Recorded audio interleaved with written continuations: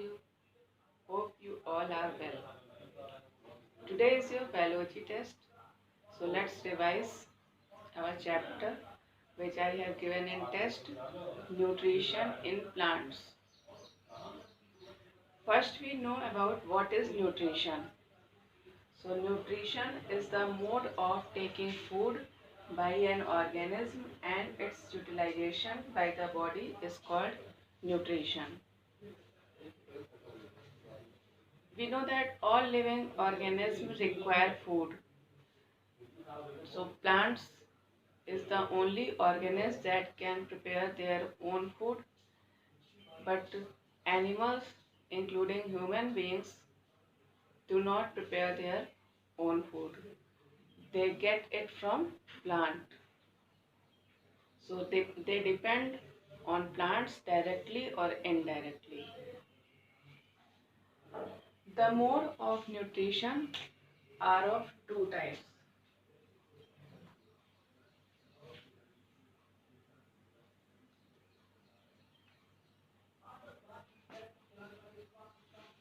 One is autotrophic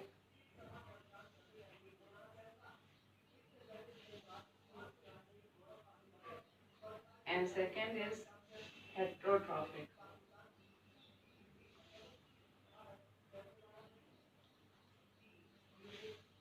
Autotrophic word is made up of two words, auto and trophic. Auto means self and trophic means nourishment.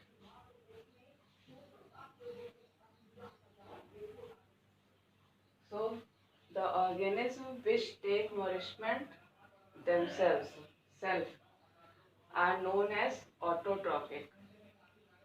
And the organism, so mode of taking nutrition is autotrophic and the organism which take nutrition by this process is known as autotrophs. Heterotrophic word is made up of two words, hetero and trophic. Hetero means others and trophic means nourishment, which means which take nourishment from others. So they are hetero. The mode of nutrition is heterotrophic nutrition and the organisms are known as heterotrophs. All green plants prepare their own food, so they are autotrophs. Plants prepare their food by the process of photosynthesis. Photosynthesis word is made up of two words, photo and synthesis. Photo means light and synthesis means to combine. So plants prepare their food in the presence of sunlight, so it is called photosynthesis. And this process takes place in the leaves of the plant. Carbon dioxide, plants prepare food by the reaction of carbon dioxide, water in the presence of sunlight and chlorophyll. They form glucose and release oxygen. So plant take carbon dioxide from the atmosphere by the tiny pores present on the lower surface of the leaves that are surrounded by guard cells, and these are called stomata. And they absorb water and minerals from the soil through the roots. And the leaves of plant contains chlorophyll, which helps to capture the energy of sunlight, which helps to synthesize food by the reaction of carbon dioxide and water and forms glucose and release oxygen. So carbon dioxide, water, sunlight and chlorophyll, all these are the essential components for photosynthesis. If any one of them is absent, photosynthesis reaction will not take place.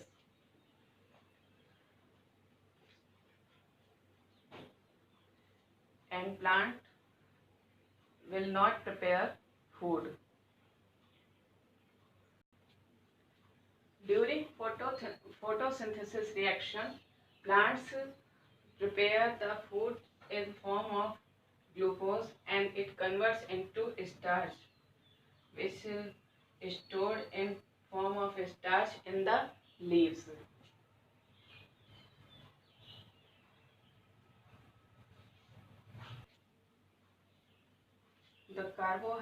This is a type of carbohydrate which contains carbohydrate contains carbon, hydrogen and oxygen, which also has to synthesize other components like protein.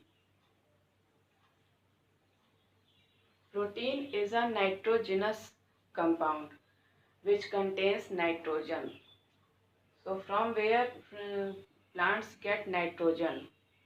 We know that nitrogen is in abundance in atmosphere.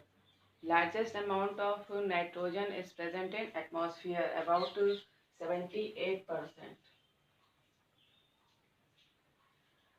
But plants did not absorb directly. First, soil has certain bacteria and it convert gases form into soluble form and then plants absorb it along with water. Farmers also add nitrogenous rich fertilizers and manures which helps to um, plants absorb nitrogenous nitrogen which helps to make protein.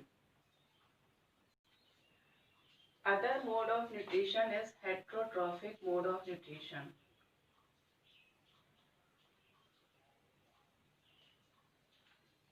The plants which do not contain chlorophyll, they do not prepare their own food and they depend on others for food. They are of different types. One is parasitic, second is saprophytic,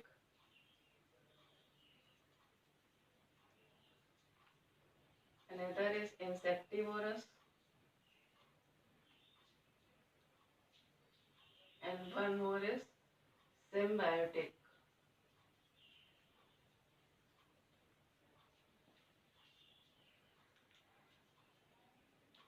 Parasitic plants are those plants which depends on others for their food. They depend on living plants, so they derive nutrition from them. And the plants on which they derive food, they are known as host. Since it deprives all the nutrients from the host, so that is why it is called parasites. Like Cuscuta. Cuscuta is also known as Amar Bale.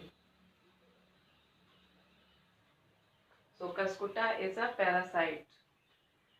Saprophytic mode of nutrition, in which organism take nutrition from dead and decaying plants and animals. They secrete digestive juice on the dead and decaying matter and convert it into a solution form, and then they absorb nutrients from it. So this type of mode of nutrition is saprophytic nutrition and the organism is known as saprotrophs like fungi.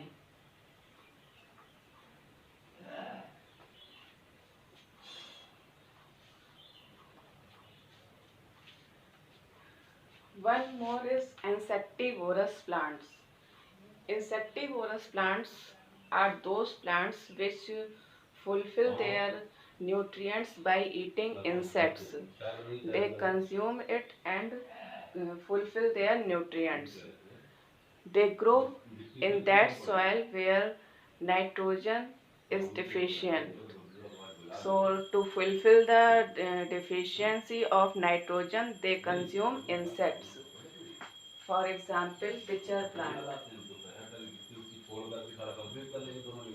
Pitcher plant and Venus flytrap.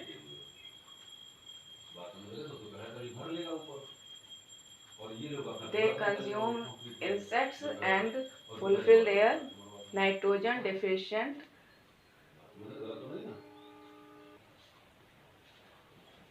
Next is symbiotic.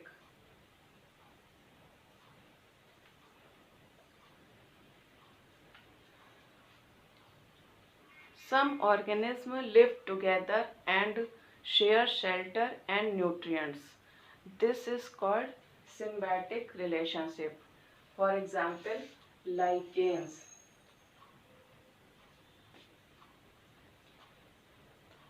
Lichens is the combination of alga and fungus.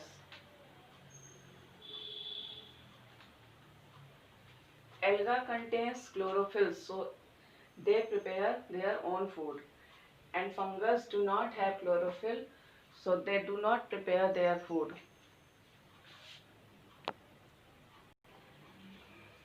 So fungus provide water, minerals and shelter to alga, and in return alga provides food to the fungus.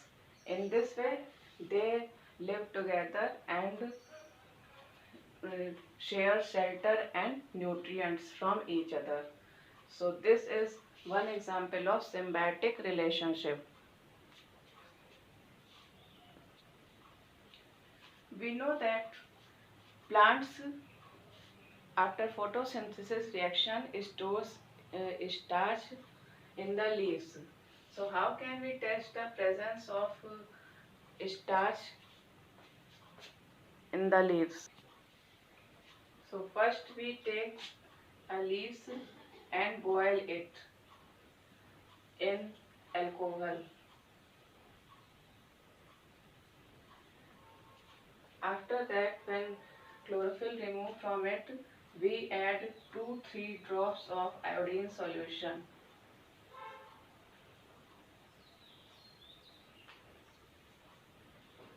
As we add iodine solution, it turns into blue-black color, which indicates the presence of starch.